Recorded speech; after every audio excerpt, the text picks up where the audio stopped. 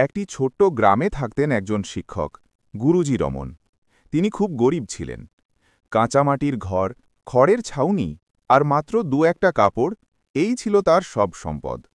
তবুও প্রতিদিন সকালে তিনি হাসি মুখে স্কুলে যেতেন, যেন পৃথিবীর সব সুখ তাঁরই হাতে। রমন স্যার টাকা বা আরামের জীবন চাননি। তার আনন্দ ছিল গ্রামের শিশুদের পড়ানো।